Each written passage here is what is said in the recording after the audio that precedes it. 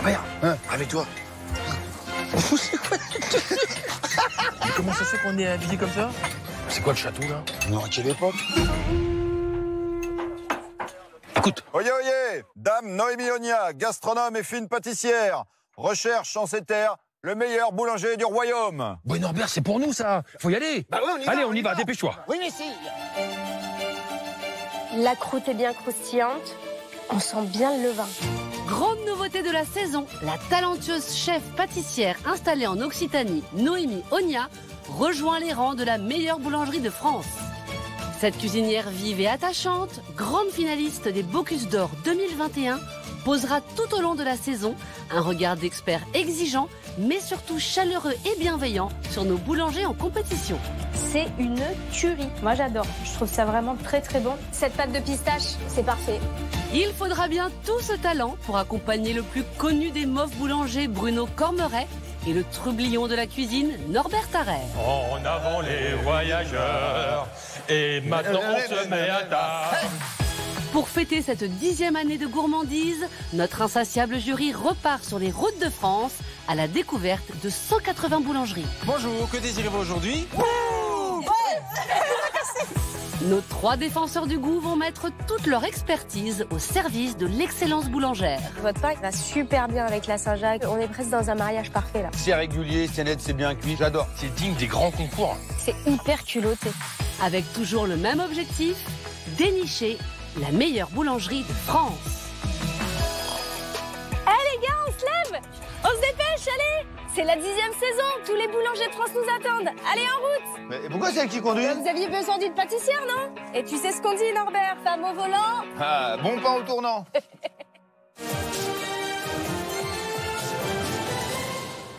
Occitanie, les valeurs de la vie. Pour accueillir Noémie comme il se doit, cette 10e saison boulangère débute sur ses terres dans l'exceptionnelle région d'Occitanie. Aujourd'hui, notre trio de joyeux drill part en balade dans les panoramas idylliques du Gard et de l'Hérault. Entre somptueux édifices médiévaux et étendues d'eau, villages traditionnels et parcs naturels, vignobles ensoleillés et mer Méditerranée, c'est une journée aux 1000 promesses qui s'ouvre à notre jury plein d'énergie.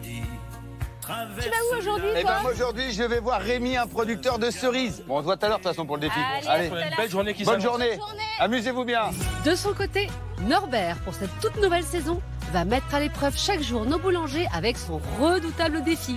Et pour ce premier jour de compétition, notre chef préféré part en plein cœur d'un verger à la recherche de la cerise star de la région, la Sumite. Enchanté, comment ça va? Regarde, Oh Norbert. putain, il m'a pété la main. Oh putain, il m'a pété la main. Pendant ce temps, Noémie et Bruno, pour cette toute première semaine de road trip gourmand, serpentent sur les routes de montagne à la découverte de 2 établissements boulangers. J'ai la rate qui se dilate, j'ai le foie qui est pas droit, j'ai le ventre qui se rentre, j'ai le pylore qui se colore, j'ai le gosier. T'as des petits problèmes de santé, Noémie, non? C'est quoi cette chanson-là? Écoute, T'as la rate qui se dilate, t'as le boyau qui a grossi, non? C'est quoi l'idée, là? Non? petit problème, ouais. À Villeneuve-les-Avignon, voici Laurent, un boulanger passionné de pain et de magie. Si je suis capable de faire l'impossible en tant que magicien, pourquoi je ne serais pas capable de faire tout simplement le pain comme moi je l'aime? Face à lui, à Castelnau-le-Lez, voici Jacques, un boulanger qui aime transmettre tout son savoir. Je suis formateur à la Chambre des métiers de Montpellier. C'est enrichissant d'en apprendre tous les jours avec tous les jeunes qui nous entourent. 2 boulangeries, 4 épreuves, un seul objectif, représenter la région Occitanie lors de la grande finale nationale. Merci beaucoup, messieurs. Merci à vous. Merci, messieurs. Merci. Merci, messieurs. Bah, faut le faire toujours 2 fois. Merci, messieurs. Merci, messieurs. dames. Messieurs, merci.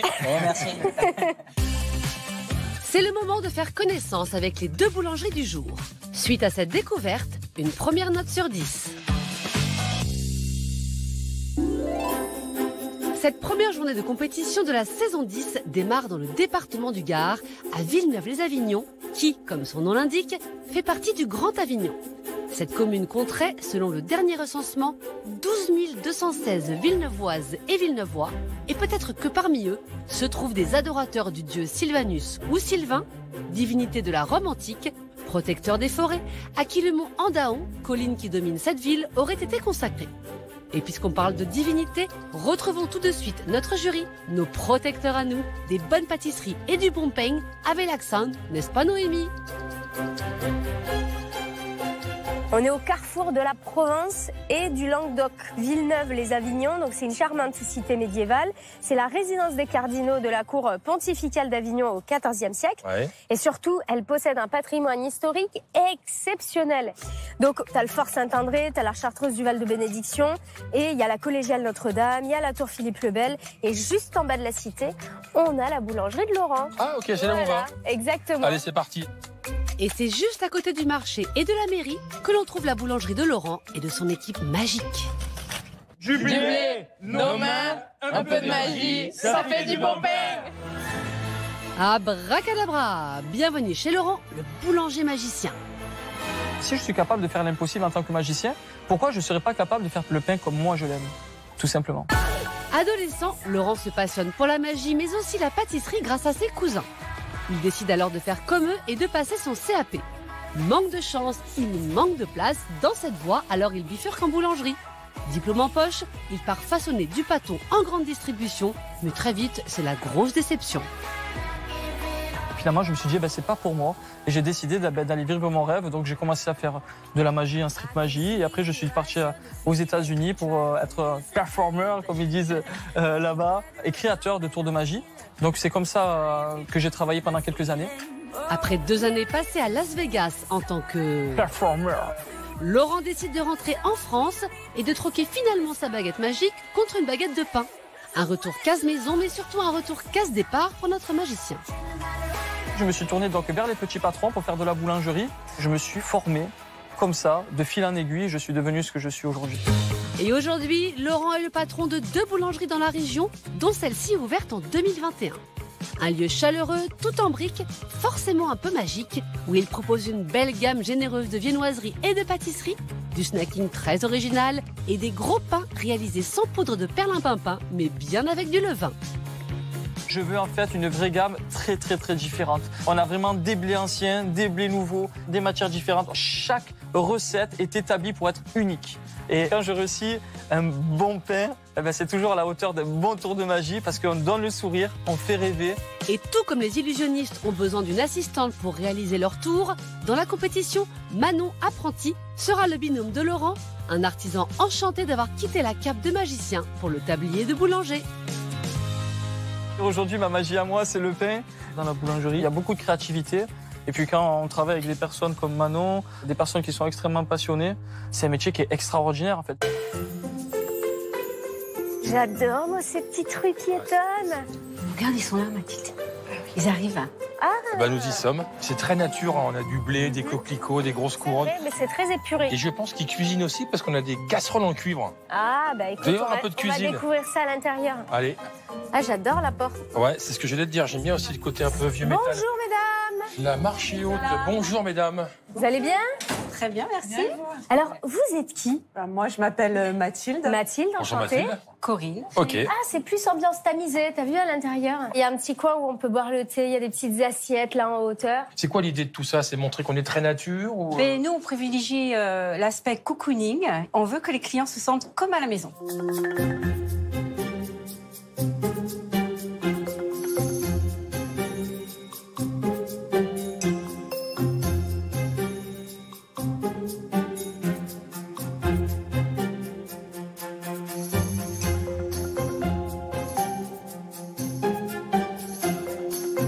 Joli, on a un mur de pain là-bas. Waouh. Par contre, il n'y a pas de baguette. C'est essentiellement des gros pains, quoi. Voilà, des pains familiaux qu'on fait à la découpe.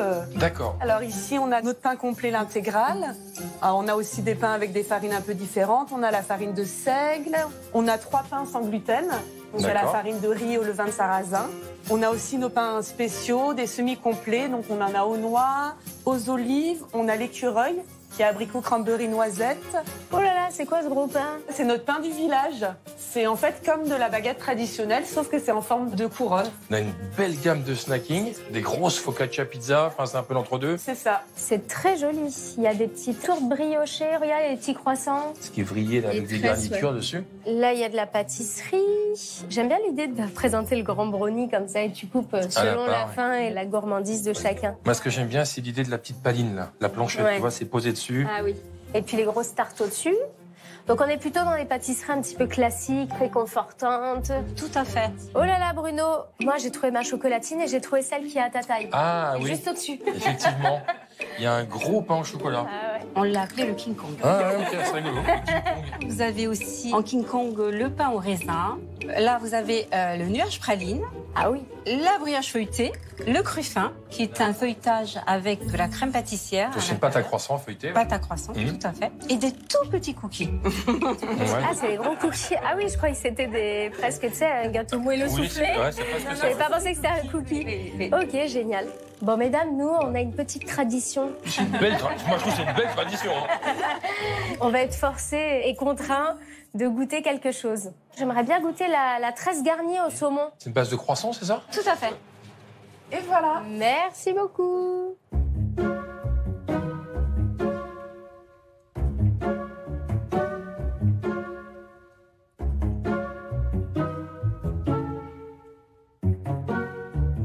Je trouve que l'idée est géniale. C'est très frais, c'est très gourmand.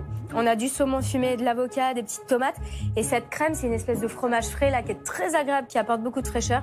Peut-être faire la pâte un tout petit peu plus fine pour qu'à chaque bouchée, on ait justement cette garniture qui est super bonne, quoi. Moi, je vais bien goûter le pain l'azur, c'est ça? C'est quoi ce pain? L'azur, c'est un pain sans gluten. Voilà, j'allais vous le dire, c'est Voilà. visiblement un pain sans gluten. Farine de riz, sarrasin et châtaigne. Il est infusé dans la fleur du pois papillon, qui est une fleur d'Indonésie et qui a la particularité d'être une plante qui est antioxydante. Ah ok, d'accord, je vais bien goûter ça.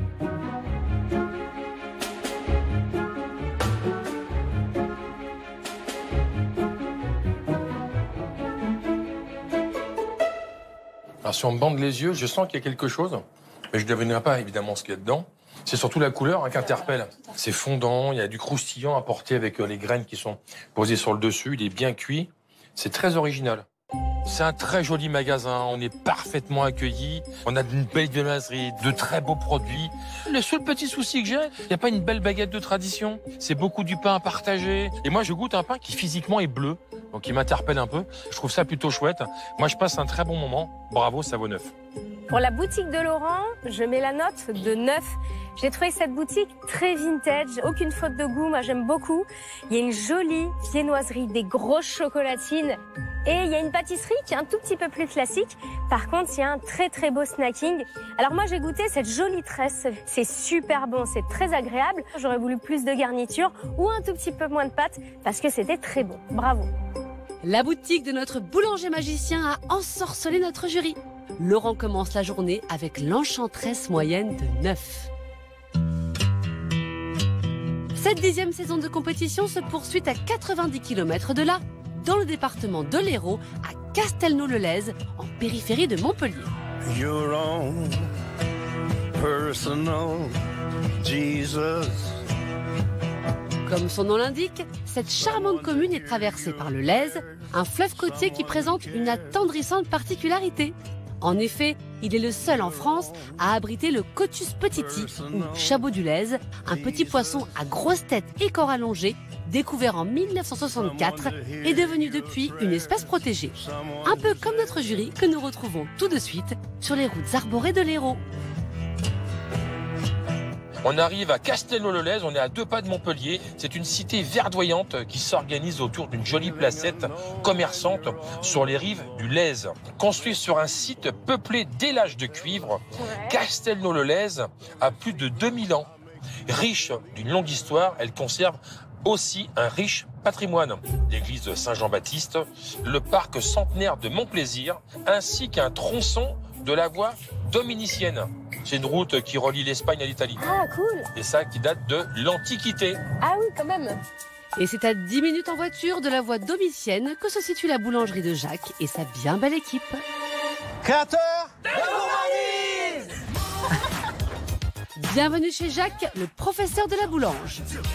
Je suis formateur à la Chambre des métiers de Montpellier, où là je transmets en fait à des jeunes apprentis. C'est enrichissant d'en apprendre tous les jours avec tous les jeunes qui nous entourent. La première formatrice de Jacques a été sa grand-mère qui passait son temps à cuisiner et pâtisser. Une fois la passion suscitée, Jacques a suivi le parcours exigeant et très complet de boulanger, pâtissier, glacier, confiteur et chocolatier. Avec un tel bagage, il a très vite été embauché.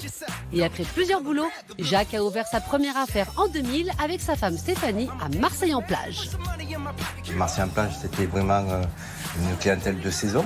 Et en fait, on voulait avoir plutôt une clientèle à l'année. Donc c'est pour ça qu'on s'est dirigé sous la banlieue de Montpellier. Et en 2017, le couple trouve à Castelnau-le-Lez le local idéal de 340 mètres carrés pour créer de toutes pièces leur boutique rêvée qui n'est pas qu'une simple boulangerie. On a fait une partie brasserie. On voulait amener de la petite restauration, mais tout fait maison. Oui, voilà, on montait le snacking un cran et puis après le repas, déguster nos pâtisseries. Ça fait un salon de thé amélioré. Ici, les clients peuvent donc déguster sur place ou emporter une très large gamme de pâtisseries modernes aux saveurs originales et de viennoiseries gourmandes, sans oublier bien sûr une kyrielle de pain. On travaille aussi le sans gluten et le sans sucre ajouté. On se rend compte que de plus en plus, il y a des gens qui sont intolérants ou allergiques. Et ça, on s'y attache. On essaye de travailler avec l'équipe là-dessus parce qu'il y a de plus en plus une demande importante. Une grande équipe qui compte aujourd'hui 25 salariés, dont 8 apprentis, à qui Jacques prodigue chaque jour son enseignement et son amour du travail bien fait. Ils sont jeunes, ils ont la fougue, il faut y aller, quoi. Et je les accompagne, ça les stimule beaucoup. Aujourd'hui, c'est Paul, l'un de ses apprentis boulangers, que Jacques a choisi pour aller le plus loin possible dans la compétition. On travaille en équipe ici. Et donc, c'est pas que notre binôme qui se présente, c'est vraiment toute la boutique. C'est ça notre valeur ajoutée.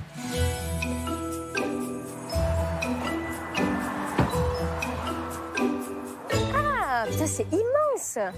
En tout cas, c'est très moderne. Ouais, hein. c'est très moderne. On devine la production, là, tu vois? Ah ouais, des petits pots de fleurs, des petits oliviers devant. Ça, c'est beau, ça. Ah, regarde, il y a une terrasse là. Terrasse, là, ok. Ouais. C'est pas mal. Allez.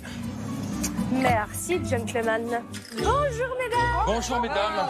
Vous allez bien? Vous êtes toutes belles, là, assorties avec ce petit chemisier. Ouais, c'est chouette, hein, vous êtes toutes habillées pareil. Bon, alors, mesdames. Qui est qui? Alors, Stéphanie. Et vous êtes accompagnée? Alors, de Marina. Marina. Ensuite, Bonjour. Chloé. Bonjour, Et Chloé. nous avons Agathe et Flora. C'est quoi cette photo, là? C'est vous qui sautez sur le... Alors, Non j'aimerais bien Ah ouais avoir la morphologie, mais non, c'est pas du tout moi. On fait travailler des artistes, peintres, photographes. On les met à l'honneur.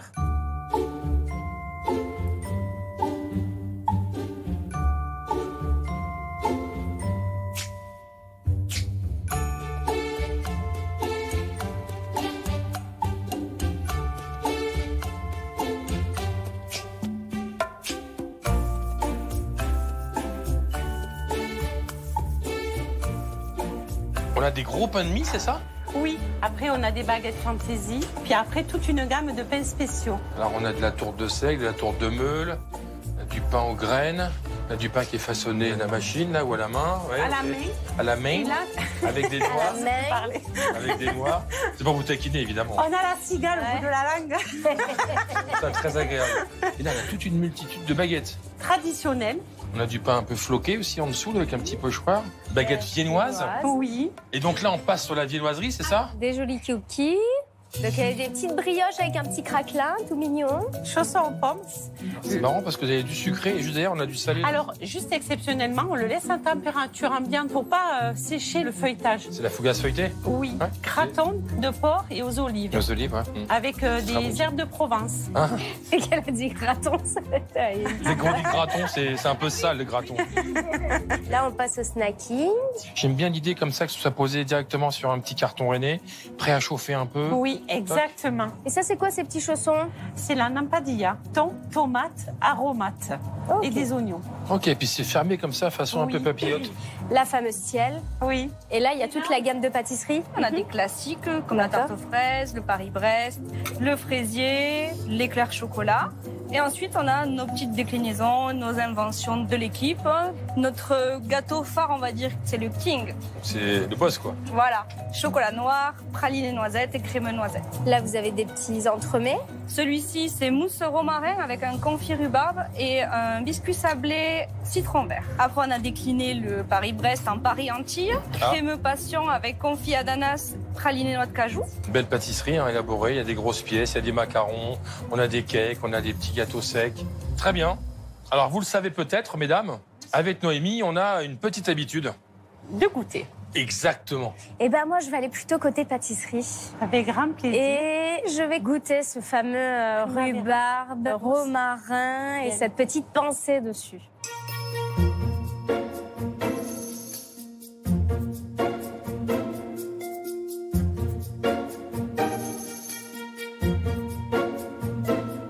Alors c'est vrai déjà que l'association est très originale. On est sur de la rhubarbe, sur une mousse au romarin. C'est très très bon. Ce petit biscuit là qui est très agréable en bouche, il y a un petit peu de fleur de sel qui vient exaucer le goût. J'aurais peut-être rappelé dessus avec une petite chipe de rhubarbe, vous mettre un petit peu de romarin juste pour rappeler un petit peu ce qu'il y a à l'intérieur. Voilà. Moi, je vais bien goûter vos gratons. Je savais hein, que je vais bien goûter ce feuilleté graton parce que je trouve que c'est bon pour ma ligne déjà. Tout à fait. Hein, Tout à fait. Manger avec plaisir, on ne grossit pas. mais c'est ça, vous avez raison.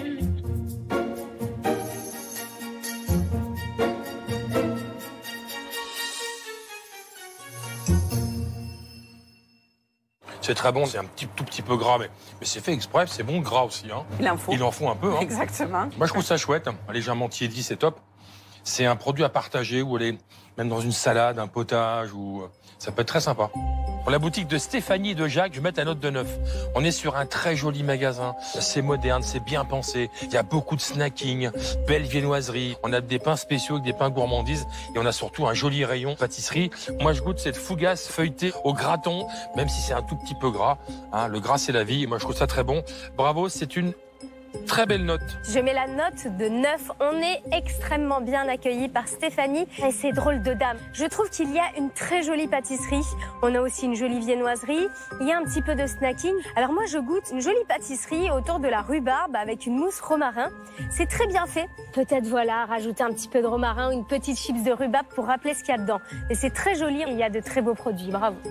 Notre professeur de la boulange obtient les félicitations du jury. La boutique de Jacques et Stéphanie décroche l'excellente moyenne de 9. Nos deux boulangers sont à égalité. Ça nous promet une bien belle journée. Et oui, 3 épreuves attendent encore nos boulangers, dont le défi de Norbert, qui a décidé aujourd'hui de mettre à l'épreuve nos artisans avec un fruit très savoureux, la cerise Summit. C'est plein de jus, hein.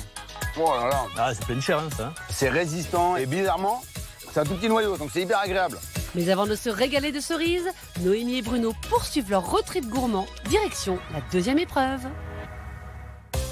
À présent, place aux produits signature, c'est la pépite du boulanger. À l'issue de sa dégustation, une deuxième note sur 10. Retour à Villeneuve-les-Avignon pour découvrir le premier produit signature de cette 10e saison. Laurent, notre magicien du pain, va mettre en avant toute la créativité de son apprenti Manon, qui va présenter à notre jury son dessert très gourmand, le chocajou.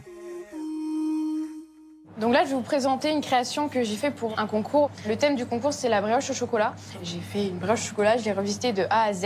On a une brioche au chocolat entourée d'une pâte à cigarette. Donc dans ma brioche, j'ai des noix de cajou torréfiées. Après, à l'intérieur, j'ai un brownie à la noix de cajou. Et donc, si on est allergique à la noix de cajou, on peut pas manger ça. On mange pas de chocajou. Ça tombe bien, je suis pas allergique à la noix de cajou, j'adore ça en plus. Manon s'est fait une petite frayeur, mais maintenant rassurée, elle se lance dans la réalisation de sa pâte à cigarette. Elle mélange du beurre fondu, des blancs d'œufs, du sucre glace et du cacao. Et une fois la préparation bien homogène, elle l'étale sur un tapis de cuisson en silicone. Il est suffisamment lissé là. Oui, après ça va se lisser tout seul. Ah d'accord, c'est magique. Ça, c'est magique. Ah, c'est la magie qui opère. Voilà. Pendant que sa préparation se lisse magiquement au froid, Manon réalise une seconde pâte à cigarette, celle-ci sans cacao, qu'elle étale ensuite sur un pochoir. Une fois le bel effet rendu, Laurent envoie la pâte en cuisson 1 minute 30, pas plus. Puis Manon superpose ces deux pâtes à cigarette afin de les faire cuire ensemble. Juste le temps pour Laurent de nous livrer un souvenir d'enfance tout en magie. Quand j'étais gamin, je jouais au foot. Et pour se disputer l'engagement, on faisait pas pile ou face, on prenait une petite pierre. Donc voilà, ici on va prendre la noix de cajou. Et je leur disais, Naomi, par exemple, si je fais ça, dans quelle main elle est? Là. Elle est là, forcément. Là, si je fais ça, dans quelle main elle est? Là. Et là, c'est perdu. Ah ouais. De toute façon, moi je joue pas au foot. Laissons les noix de cajou sur la touche, car pour le moment, Manon s'attaque à une pâte à brownie traditionnelle. Elle fait blanchir au batteur des œufs avec du sucre roux, puis elle ajoute du beurre, du chocolat fondu, de la crème, de la farine et du sucre glace, et le tout repart au batteur. Une fois la pâte à brownie toute prête, Manon la poche dans des petits moules. Donc ça, en fait, c'est l'insert qui va aller dans la brioche. Hein, Voilà, c'est ça. L'idée, c'était vraiment d'apporter des textures et des mâches différentes à la brioche. Et là, du coup, tout simplement, je prends les noix de cajou et je viens les planter dessus. Comme ça va apporter aussi pas mal de mâche. Pas mal de calories aussi.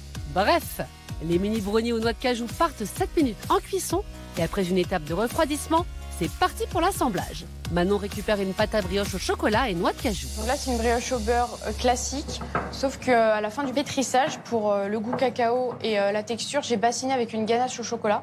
Donc je prends un insert de brownie et je viens refermer tout simplement et je boule un petit peu. Histoire de souder dans la main et d'avoir quelque chose de le plus régulier possible. Manon poursuit son assemblage en déposant son biscuit cigarette prédécoupé dans un cercle, puis ajoute ses boules de brioche garnies du brownie à la noix de cajou. Elle badigeonne le tout d'une dorure à l'œuf qu'elle recouvre d'un crumble maison, lui aussi au chocolat et à la noix de cajou. Et hop, la pâtisserie tout en gourmandise part en cuisson. Et on sort tout ça. Attention, c'est chaud. Là, je vais garnir de pralinés. Comment on sait que c'est bien garni? Il y a une sensation quand on appuie. Exactement, c'est la pression qu'on ressent sur la poche. Tout à fait. Regarde, elle regonfle un petit peu. Et là, je mets juste légèrement un peu de sucre glace pour la finition. On passe à la dégustation? Allez.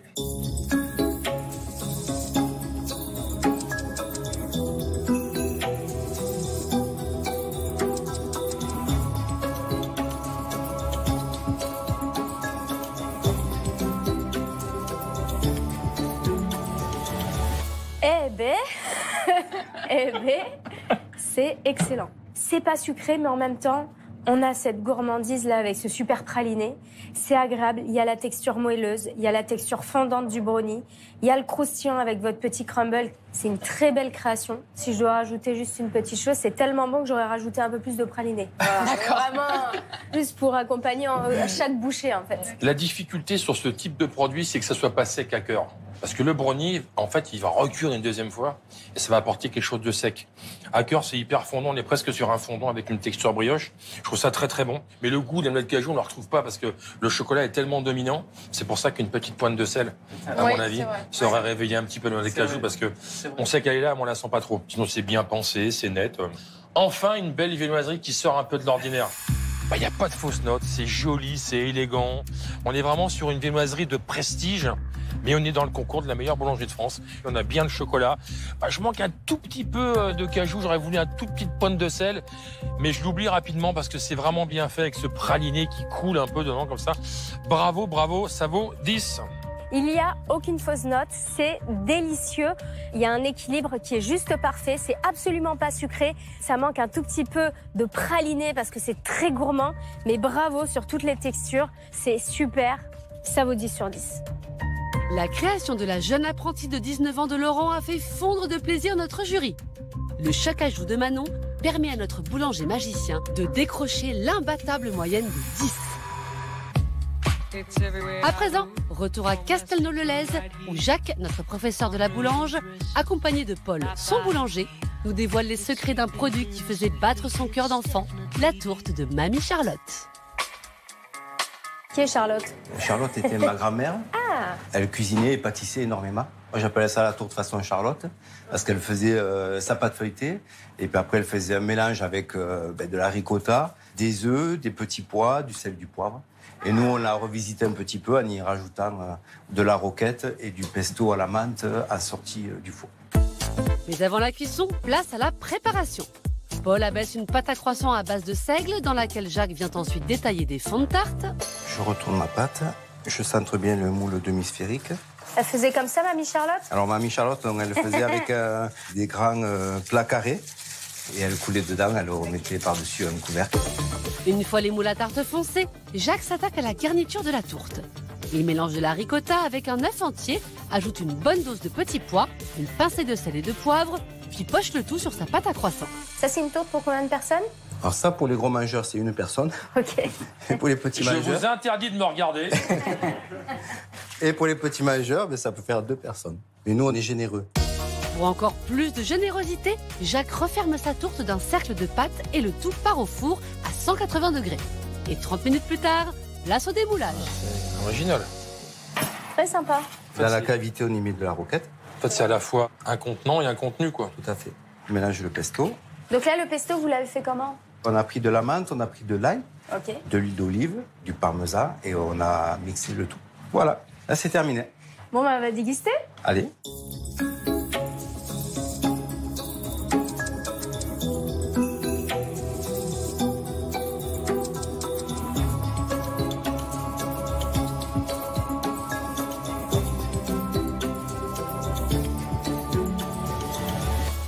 Et ben moi, déjà, je trouve que l'idée est géniale. Le fait justement de faire cette tourte et d'avoir un petit réceptacle avec beaucoup de fraîcheur dedans. Je pense que votre grand-mère est un petit peu avant-gardiste parce que le mariage du petit pois et de la menthe, c'est une tuerie. Cette ricotta, c'est très doux. Ce petit pois, c'est très doux. Heureusement qu'il y a ce pesto qui vient rapporter du sel, voilà, avec le parmesan, qui vient justement parfumer à la menthe. J'aurais peut-être retravaillé, moi, personnellement, un tout petit peu l'aspect, peut-être quelques feuilles de menthe ou quelques petits pois, juste pour rappeler un petit peu ce qu'il y a à l'intérieur.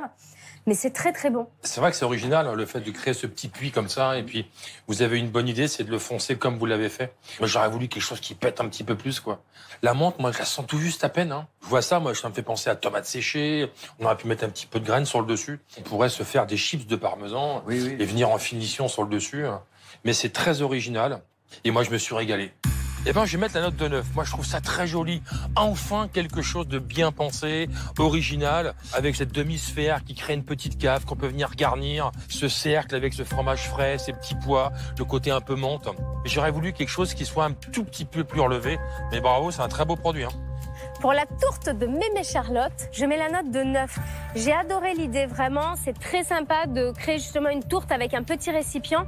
L'association petit pois avec le pesto de menthe, avec le parmesan, une tuerie.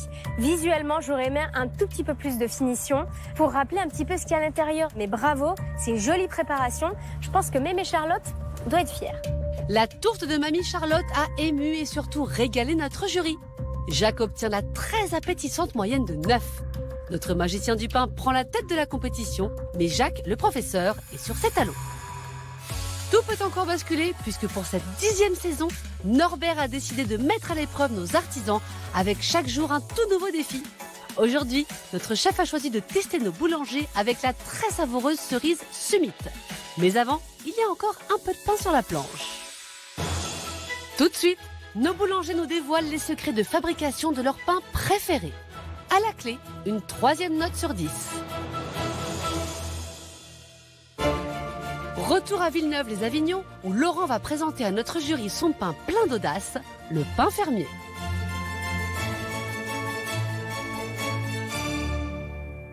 Le fermier. Tout à fait. Pourquoi? Parce que tout simplement, il est fait à base de foin. Ah. Voilà. Alors le foin, ici, c'est le foin chez nous, c'est ça? Avec le Bruno, on est dans le sud. C'est le foin. Tout à fait. Du pain au foin. À vrai dire, ça a été un vrai défi pour moi. J'avais vraiment envie de proposer quelque chose de différent, quelque chose qui dépasse aussi ma façon de travailler. Comme c'était quelque chose de nouveau pour moi, je suis allé directement voir la personne qui est spécialisée là-dedans. Il m'a expliqué qu'il y avait des foins plus forts, plus doux, plus herbacés, d'autres plus boisés, avec des petites notes de café quand c'est torréfié.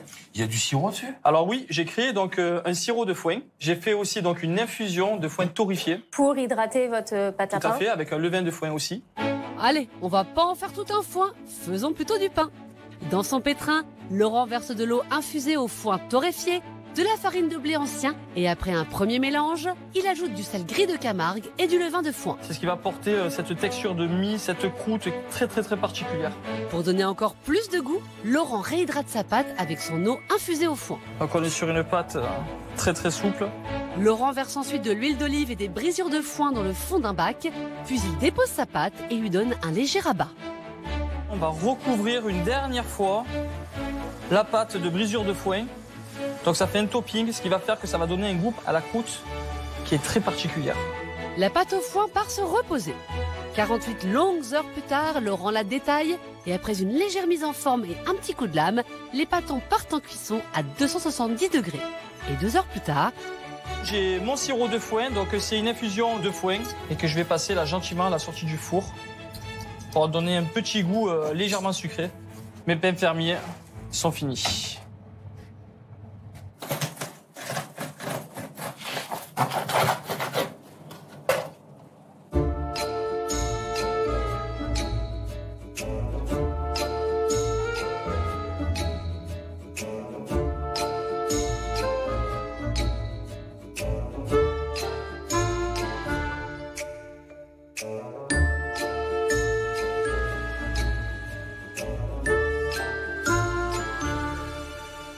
Moi, je trouve ça très original. Il y a une odeur dès la découpe du pain. On a une très jolie couleur. On a des mie qui sont très ouvertes, qui sont bien menées, tout, c'est joli. Hein. Le foin, on peut vite tomber dans l'amertume. Et là, pas du tout. Hein. On a presque des arômes un peu de lavande. C'est très agréable.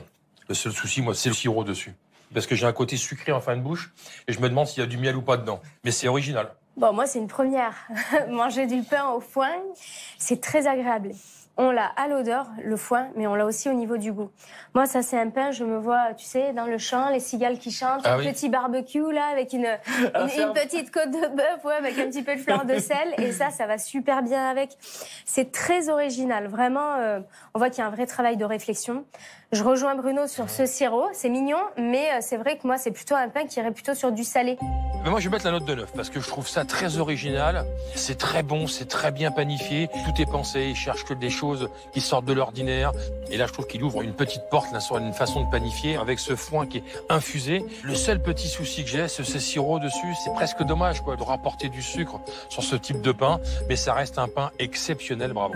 Pour le pain de Laurent, je mets la note de 9.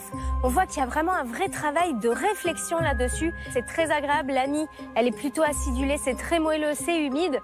Même cette petite croûte un petit peu torréfiée, un petit peu craquante, qui est très agréable. En revanche, je rejoins Bruno.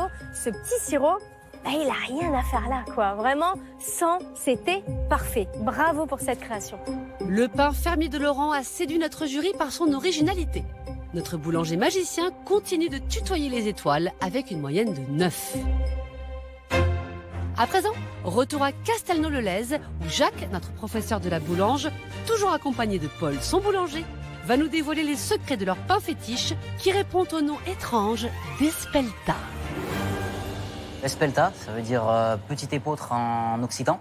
Donc c'est du petit épeautre. Il y en a. Ah oui, c'est pas que du entièrement, petit oui, sinon on n'aurait pas trop pu le façonner dans cette forme-là. Il y a des graines aussi de petit épeautre germé et on le bassine à la bière. Du coup, ça fait des pains qui sont un peu mous. C'est quoi comme bière? C'est de la blonde de petit épeautre, en fait. Et le restant de la bière, en fait quoi? On la boit. Très bien. Donc on a, toujours avec modération, bien sûr.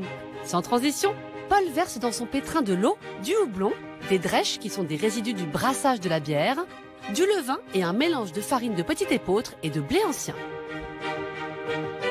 La pâte est prête à recevoir la bière. Je vais mettre des graines de petit épeautre germé. Une fois la pâte bien pétrie, elle part se refroidir les idées. Et 18 heures plus tard... On a une pâte bien fermentée, qui a une belle couleur de drèche. Donc là, je vais détailler le pain. Puis, Paul façonne ses pâtons en triangle et les laisse fermenter 45 minutes à l'air libre. Ensuite, je vais venir mettre le nappage tigre. Ça va amener en fait de la texture, du croustillant et un peu de sucrosité. Vu que le houblon, c'est assez amer. Paul lisse ensuite son appareil à tigrer, saupoudre ses pâtons de farine, puis les envoie au four à 240 degrés. 45 minutes plus tard... Il y a une belle croûte, ils ont l'air bien cuits. On va présenter ça au jury.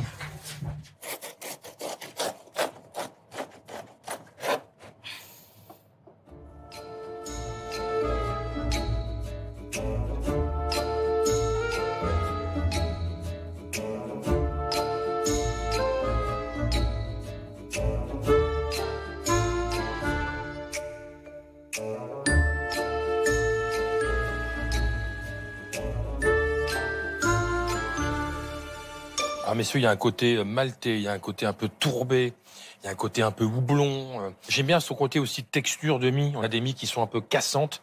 On a de la texture apportée aussi par la graine de petit épeautre germé. Mais il y a un petit truc qui m'embête un tout petit peu, c'est ce côté sucré qui est assez présent sur l'appareil tigré. Mais c'est très très bon. Moi, cet Espelta, je le trouve très original. J'ai jamais mangé de pain comme ça au petit épeautre. C'est un pain vraiment de caractère, hein. Donc c'est vrai qu'il peut pas accompagner tout le repas, mais il faut du coup un plat aussi de caractère. Je pense qu'avec petite gardienne de taureau, avec ça, hop, saucé là-dedans, et puis c'est parfait. Je rejoins un petit peu Bruno sur l'appareil à tigrer. Quand vous avez coupé, moi, l'appareil à tigrer, il est resté sur la planche. Donc j'en ai pas trop eu. Quand il est fin sur le côté, il est très agréable parce qu'il vient apporter un petit peu de croustillant et autres. Et c'est vrai que le fait qu'il soit un petit peu épais, là, on est sur quelque chose d'un petit peu plus mou. Mais à part ça, c'est un très joli pain. Pour l'Espelta, je vais mettre la note de 9. Moi, j'aime bien l'esprit de la panification avec ce petit épeautre en farine, ce petit épeautre germé incorporé dedans. On a un peu de bière, on amène vraiment du caractère dans ce pain. J'ai un petit souci, c'est avec le côté très sucré de l'appareil tigré. Je trouve que c'est un tout petit peu clivant. Mais bon, c'est bien fait, messieurs, hein. Bravo. Pour le pain de Jacques et Paul, je mets la note de 9. Alors pour moi, c'est une première de goûter justement un pain avec ce petit épeautre. Et alors en goût, on a quelque chose de légèrement amer. Ça se marie super bien. On a les grains du petit épeautre. C'est très agréable. En revanche, je suis un petit peu déçue, moi, de cet appareil à tigrer. Il manquait cette petite croûte qui apportait un petit peu de craquant à la mâche. Mais sinon, c'est un très joli pain. Bravo, messieurs, sur le travail de réflexion. L'appareil à tigrer n'a pas fait rugir de plaisir notre jury, mais le pain au petit épeautre et houblon de Jacques et Paul décroche quand même l'excellente moyenne de 9. Malgré les notes toujours au top de notre professeur de la boulange, notre magicien du pain reste numéro 1. Mais l'écart est si petit qu'il ne faut pas crier victoire. Surtout qu'arrive Norbert et son redoutable défi du jour, alors tout peut encore basculer. Mais avant le dernier round, place à la minute petite histoire locale avec Noémie. Est-ce que tu savais que le premier piano à queue français a été conçu à Villeneuve-les-Avignon? C'est Louis Basse qui aurait réalisé en 1781. Ah, 1781. Ah oui, faisant de la cité Cardinalis le berceau français du piano moderne. D'accord. Et donc l'instrument villeneuvois, il est toujours conservé aujourd'hui. Il est au Musée national de la musique aux États-Unis. Oh, on n'a pas su garder ça en France. Bah tu vois, voilà, ça a été un petit peu exporté. Un peu beaucoup même, parce qu'un piano à queue, ça prend de la place. Allez, c'est l'heure de retrouver notre chef préféré et son défi du jour. Aujourd'hui, Norbert a choisi un produit local d'exception à intégrer dans une création boulangère. À l'issue de cette ultime dégustation, une 4e note sur 10. Pour lancer son tout premier défi de cette saison 10, c'est à Ambre, dans le Tarn, que Norbert est parti à la rencontre de Rémi Vigneault, arboriculteur et producteur du délice de nos étés, la cerise Summit. Enchanté, comment ça va? Bonjour Norbert. Oh putain, il m'a pété la main. Oh putain, il m'a pété la main. Ça va, Rémi?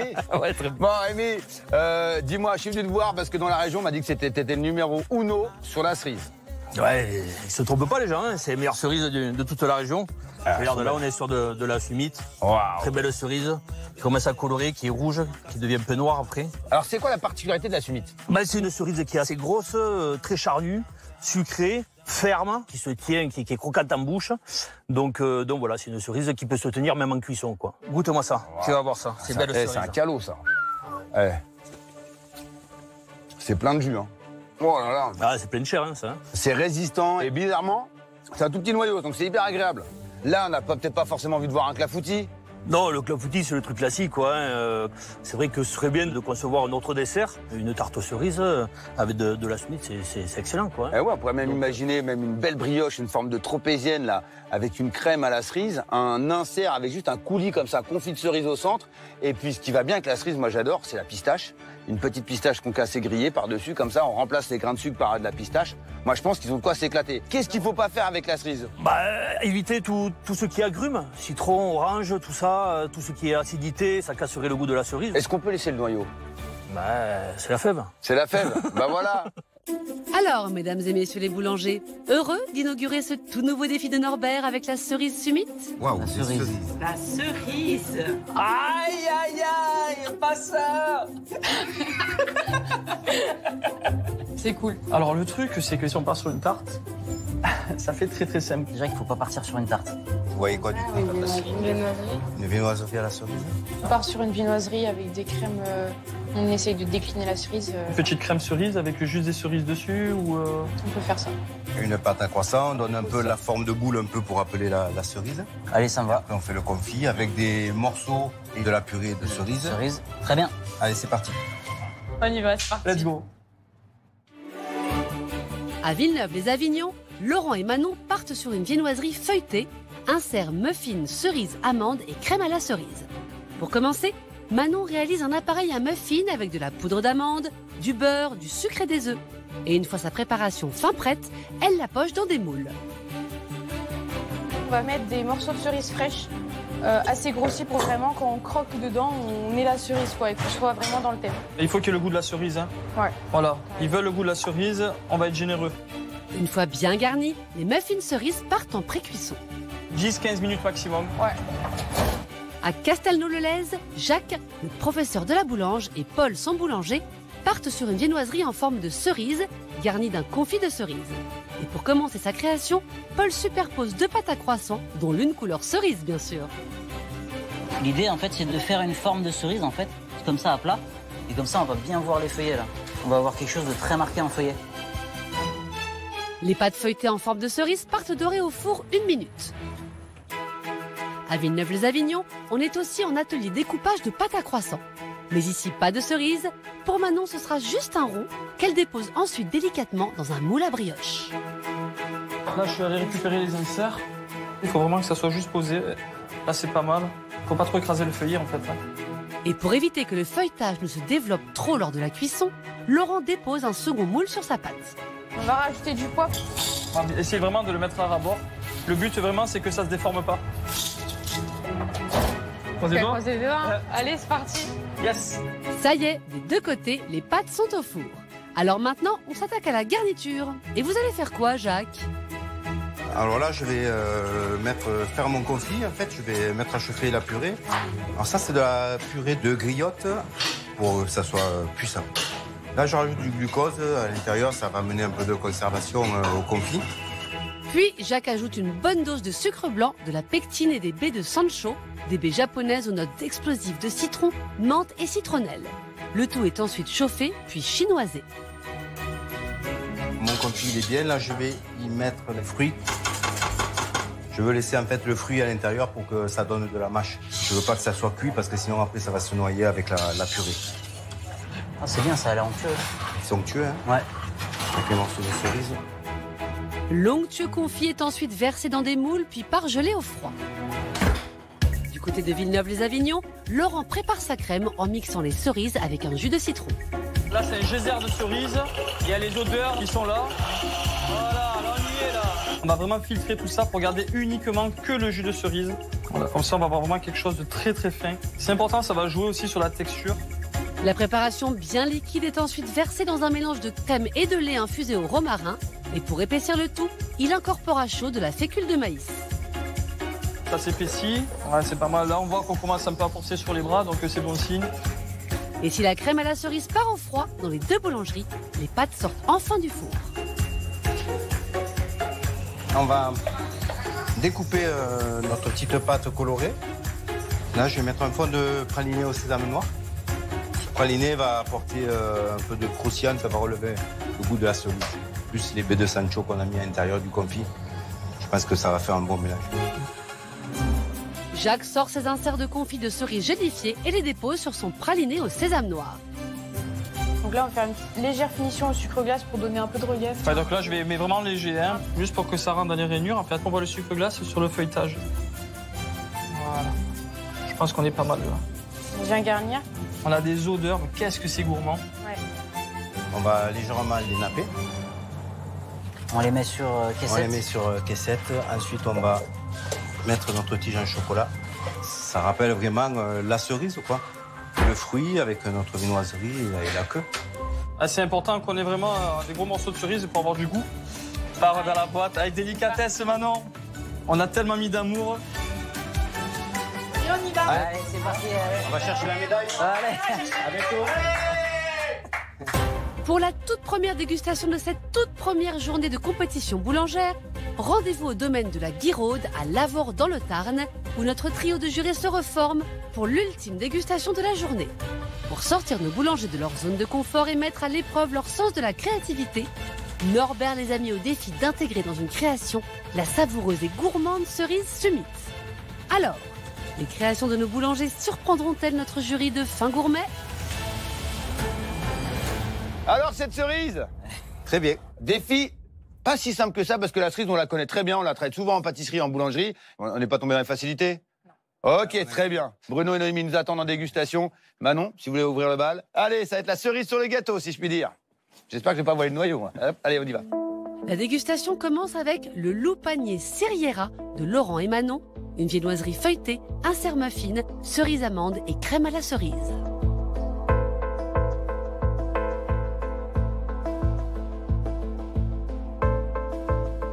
C'est bon, ça casse, c'est crémeux, c'est très joli, mais j'ai un tout petit souci. C'est un tout petit peu trop sucré. Pourquoi? Parce que vous avez ramené du citron, vous avez dû certainement voulu compenser un peu avec l'acidité. Et moi, je sens un peu trop le citron. Et heureusement qu'il y a cet apport de cerise fraîche bien coupé, bien présenté. Sinon, on serait limite un peu trop sur le citron et pas assez sur la cerise. Mais franchement, c'est délicieux. Moi, je trouve que c'est une très jolie création. On a cette cerise qui est fraîche, qui apporte de l'acidité, du jus. C'est hyper équilibré. Enfin, moi, le sucre m'a pas dérangé. La pâte, elle est extrêmement bien cuite. On a du moelleux à l'intérieur et surtout le croustillant qui est très agréable. C'est super bon. Après, moi, j'ai un petit bémol, c'est la coupe, quoi. Ça se tient pas. Donc, peut-être dans le crémeux, vous auriez gélifié un tout petit peu, très léger. C'est juste dommage pour ça, pour moi. Moi, je suis pas gêné sur la coupe, mais là où je rejoins Norbert, c'est que c'est très sucré, quoi. C'est très joli, même si c'est des choses qu'on a déjà vues. Vous l'avez parfaitement reproduit. Moi, je trouve ça très bon, mais effectivement un peu sucré. Suite de la dégustation avec la baie de Sakura de Jacques et Paul, une viennoiserie en forme de cerise, garnie d'un confit de cerise summit et d'un praliné de sésame noir et baie de Sancho.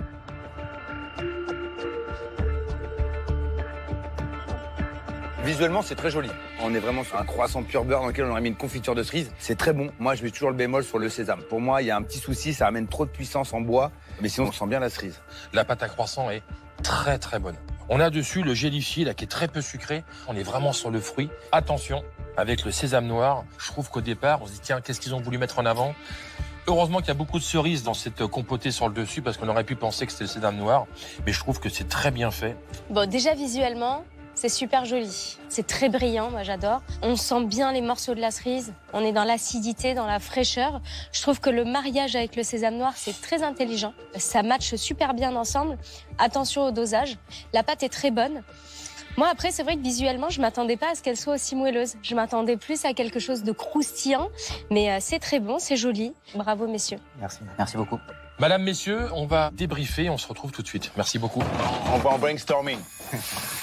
Bon, Norbert, superbe cerise que tu as été nous chercher là. La summit. Et moi, je trouve que les boulangers, ils ont 2 points communs. Le premier, c'est qu'ils sont partis tous les deux sur une pâte à croissant. La deuxième, c'est qu'ils sont pas tombés dans le classique du clafoutis. Donc ça, c'est plutôt chouette. Et moi, je trouve aussi qu'ils ont un énorme point commun, c'est que tous les deux, ce sont des très beaux produits. Et aussi, ce sont des très bons produits. Ouais, mais il y en a un, il y a un peu trop de sésame et l'autre, il y a un peu trop de sucre. Bon, en tout cas, ça va se jouer une queue de cerise. Ouais. Notre décision est prise. On va leur dire? On va leur annoncer. Allez. À ce stade, notre magicien du pain est en tête avec une moyenne de 9,3. On aime ce qu'on fait, on n'a pas de regrets, nous. Tout ce qu'on fait, on y va à fond. Voilà, et on a envie d'aller jusqu'au bout. Notre professeur de la boulange le talonne avec la moyenne de 9. C'est dur de sortir un produit et se dire, bon, bah, à la sortie, waouh, ça plaît, quoi. C'est une belle expérience, on s'est régalé. Alors, quelle boulangerie remportera le duel du jour et sera en lice pour représenter la région Occitanie? Verdict. Jacques, Paul, c'est le moment des notes. Pour le défi de Norbert, vous avez eu la note de 8,3 sur 10. Ce qui vous fait une moyenne générale de 8,8 sur 10. Bravo, messieurs. Manon, Laurent, c'est à nous. Pour le défi de Norbert, la cerise, vous avez obtenu la note de 8,7 sur 10, ce qui vous fait une moyenne générale, Manon et Laurent, de 9,2. C'est donc vous qui remportez cette journée, bravo. Bravo, bravo. Ça se joue à rien du tout. Franchement, on aurait aimé au moins gagner le duel, ouais. On est content. C'est une belle expérience quand même. L'expérience, c'est top. On est très très content et on a l'intention d'aller jusqu'au bout. Allez, on y va. On y va. On est parti. Bravo Manon et Laurent, ils remportent cette belle journée. Bravo, on a vu de très très belles choses dans votre magasin. Surtout la petite Manon, le produit fétiche était juste dingue. Ouais, petit coup de cœur. Ouais, on a eu pas mal de magie chez eux. Hein. Exactement. Voilà. Bravo à vous deux. Ouais, bravo. Bravo. Bravo Laurent, bravo Manon. C'est donc la boulangerie de notre magicien du pain qui remporte cette première journée de la 10e saison de notre compétition boulangère et qui représentera le département du Gard lors de la délibération finale. Jubilé, nos mains, un peu de magie, ça fait du bon pain. Demain, Norbert va lancer un défi à nos artisans autour de l'ail violet de Cadour. Aïe, aïe, aïe. Voilà. De leur côté, Noémie et Bruno découvriront 2 établissements boulangers dans l'Hérault. Les Rugbymen du Fournil face aux baroudeurs hérotais. Qui accédera à la délibération finale de vendredi? La particularité de cet ail violet, c'est le plus puissant des os en France. Hein. Plus puissant de quoi? Des os. Un ail des os. Un ail des os. Ouais. Je n'ai pas été à l'école, mais il fallait que je me la raconte un peu. Et il l'a appris aujourd'hui.